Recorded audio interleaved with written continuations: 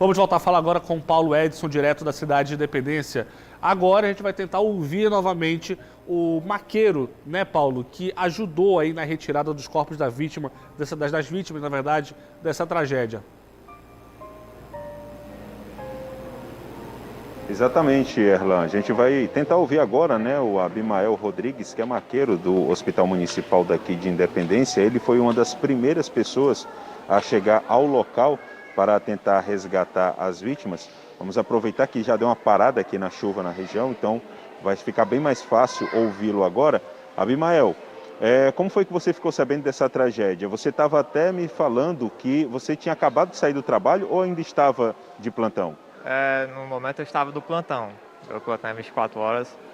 Eu sou lá maqueiro do hospital, né? Municipal de Independência. No caso em questão, um dos pescadores entrou em contato comigo lá. Prontamente eu já tomei ciência do fato, já desloquei a equipe. Rapidamente já chegou lá e iniciamos as buscas, né? Eu já cheguei lá no local, vi lá o que estava acontecendo. Já tirei as roupas, já saí correndo para dentro da cacimba, que era muito funda. Eu era um dos poucos da equipe que sabia nadar, né? Prontamente eu já conduzi os resgates das vítimas e conforme o passar do tempo chega mais ajuda lá dos nossos amigos lá do SAMU, da galera do hospital mesmo que estava lá comigo para me ajudar e ajuda de populares, né? Eu mesmo consegui resgatar as duas crianças que estão aqui no velório de hoje. Foi um dos primeiros que eu tirei da água, assim que eu cheguei lá. Aí a gente não mediu esforços, a gente deu o nosso melhor e é isso. Infelizmente, das 6, 5 faleceram, infelizmente. E a gente sente muita perda dessas crianças, porque na hora que eu tava com ela nos meus braços tirando água, eu lembrei da minha irmãzinha que tem a mesma idade e do meu irmão que é a mesma faixa etária deles também, sabe? Isso é muito chocante pra gente, é um dia que eu jamais irei esquecer e ficará marcado para sempre na minha memória. Muito triste. Abimael, você ainda tentou de alguma forma ressuscitar as meninas, fazer algum procedimento aí para tentar tirá-las desse estado aí inerte que vocês encontraram ou não? Quando você viu, realmente já não dava mais para fazer nada? Paulo, foram realizados todos os procedimentos cabíveis. A gente fez o que a gente pôde.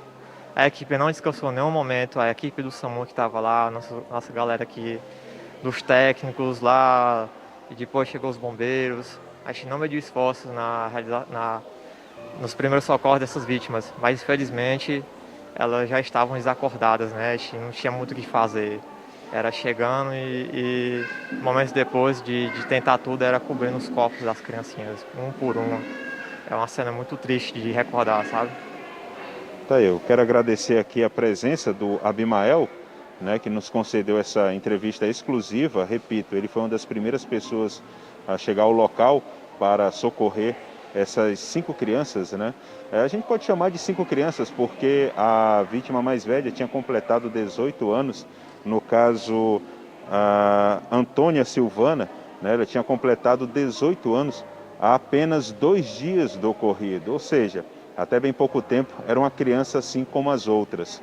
E a gente vai mostrar agora a reportagem que a gente realizou desde o momento que a gente chegou aqui na cidade de Independência, na madrugada de hoje, onde a gente conversou com os pais, né, das vítimas, assim como também outras pessoas envolvidas aí nessa tragédia. Entre elas, a Maria Clara, que é uma sobrevivente, ela que poderia ter sido a 6ª vítima. Quando ela viu o irmão dela se afogando na água, ela tentou, mergulhou para tentar resgatar o irmão, só que ela não sabe nadar. Então ela começou a se afogar também. E por muita sorte, havia já um pescador ali por perto que conseguiu puxá-la. Então a gente vai conferir essa reportagem com essa entrevista exclusiva aqui no Balanço Geral. Os corpos foram liberados do IML de Crateús ainda na noite de ontem. As irmãs Ana Vitória, de 7 anos, Mari Nayara, de 13, e Antônia Silvana, de 18 anos, além dos irmãos Raimundo Josiel, de 9 anos, e João Miguel, de apenas 6 anos de idade, foram à barragem sem os pais saberem. Eu fiquei sabendo, eu estava lá no meu terreno, quando fui avisado que meus sobrinhos tinham se afogado. Aí quando eu cheguei lá, já me deparei com os corpos já fora d'água. As meninas tinham o hábito de ir para esse local para tomar banho, mergulhar? Não, Elas não conheciam a área. não, elas nunca foram tomar banho lá, não. Foi a primeira vez. E esse foi o trajeto realizado pelas crianças. Elas vieram por essa estrada carroçável e aqui acessaram essa parte do terreno onde tem uma cerca que separa exatamente o acesso à barragem Cupim, local onde tudo aconteceu. Aqui na vegetação a gente vê até algumas marcas de pegada, já que a vegetação está baixa, indicando que alguém passou por aqui. E daqui desse ponto, as crianças continuaram aqui nessa trilha. A gente tem que ter bastante cuidado, porque choveu durante esses dias e talvez até por isso a barragem tenha subido um pouco mais o nível da água, confundindo as crianças. E a partir daqui, eles aproveitaram essa falha aqui na cerca. A gente vê que o arame já está até afastado, indicando que é costumeiro alguém passar por aqui. E aí, eles conseguiram atravessar o trecho aqui da cerca e continuaram desse ponto, descendo até chegar onde a tragédia aconteceu. Maria Clara é irmã de João e Josiel. Quando ela avistou as outras crianças na água, tentou socorrê-las e por muito pouco não se tornou a sexta vítima. Aí eu já percebi que eu falei assim, eles foram banhar no açude e não conseguiram mais voltar. Aí eu fui pra lá e já vi meu irmão com a cabeça arribada e eu pulei pra dentro do açude pra ver se eu conseguia salvar ele. Aí eu não sei nadar, eu não consegui. Aí eu dei com a mão, veio um homem, me tirou e tirou ele. Aí depois tirou a meninazinha pequena, aí o filho dele foi atrás de socorro pra buscar o SAMU pra tirar as outras crianças. Eram umas 10 e pouco para 11 horas, ela saiu. E eu preocupada, eu fui ainda na véia ali, na mãe das meninas, voltei e eu preocupada, aí a dona Maria falou, não, elas não vieram ainda. Quando eu cheguei aqui em casa, a Maria Clara já vinha do açude correndo. Mãe, o que foi que houve, Maria Clara? É porque houve um problema nas pernas do menino, que ele caiu no açude e só cortou as pernas, eu pensando que era verdade, né?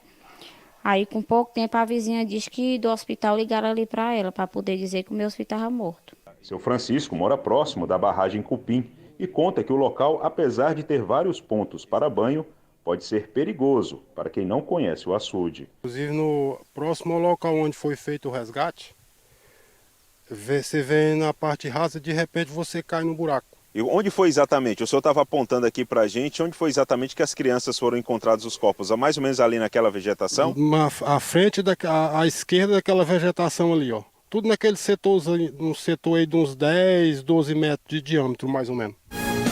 E olha, eu preciso enfatizar, viu? Pode colocar o Paulo aqui comigo. Eu preciso enfatizar a força dessa mãe em dar a entrevista para falar o que foi que aconteceu.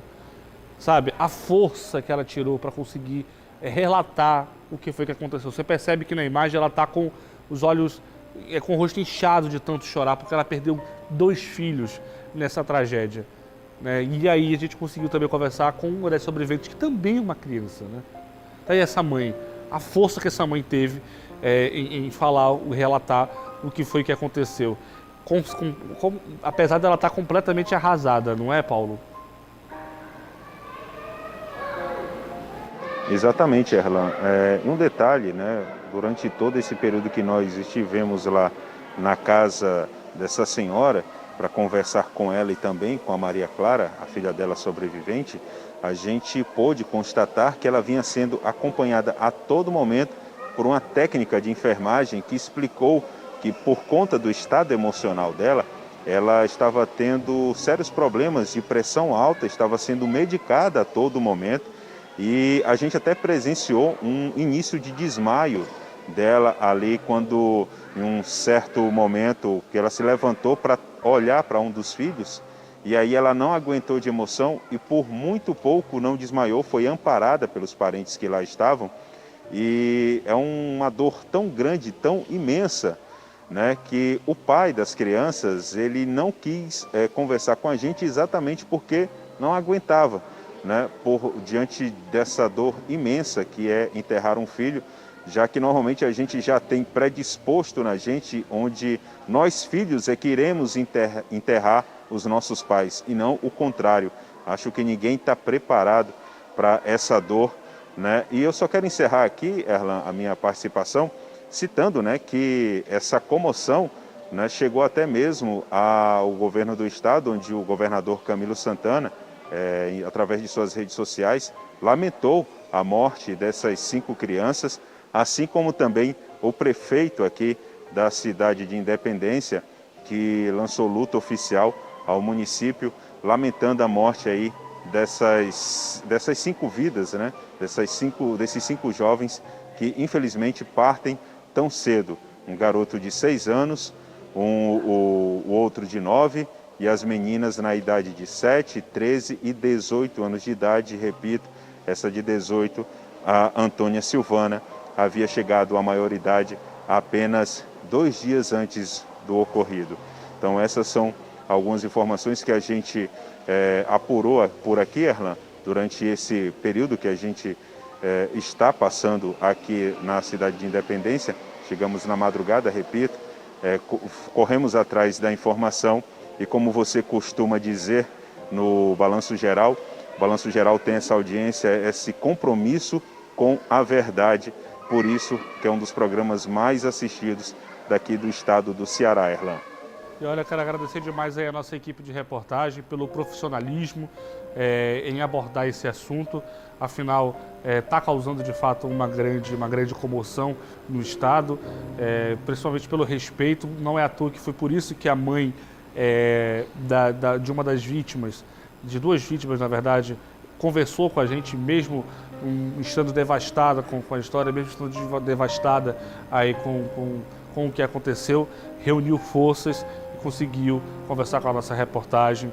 E parabéns, viu, Paulo? Parabéns à nossa equipe aí pelo respeito à família nesse momento tão difícil. Obrigado mesmo. Paulo Edson, que fala ao vivo com a gente da cidade de Independência, e um abraço fraterno aos moradores aí da cidade que estão comovidos com essa história, com essa tragédia, de verdade.